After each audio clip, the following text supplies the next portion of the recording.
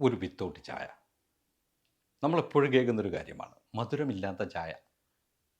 മധുരമില്ലാത്ത ചായ കുടിക്കുന്ന ആൾക്കാർക്ക് വലിയ ഷുഗറാണെന്ന് നമ്മൾ വിചാരിക്കും. അവർ ജീവിതത്തിൽ പിന്നീട് മധുരമേ കഴിക്കുന്നില്ല എന്ന് ചിന്തിച്ചാൽ തെറ്റി.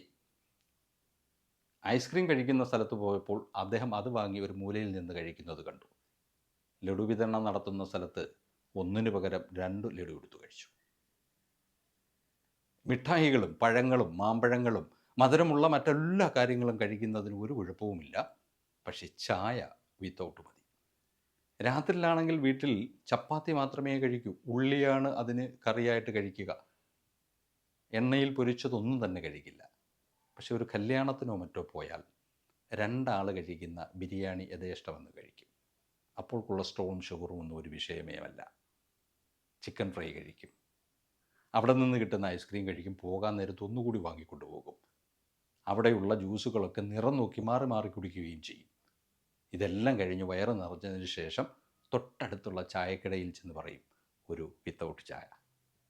സത്യത്തിൽ ഷുഗർ എന്ന് പറയുന്ന ഒരു അസുഖമുള്ള ഒരുപാട് ആൾക്കാരെ ഇത്തരത്തിൽ ചെയ്യുന്നത് കണ്ടിട്ടുണ്ട്. നമ്മുടെ ആരോഗ്യം നമ്മളാണ് നോക്കേണ്ടത്.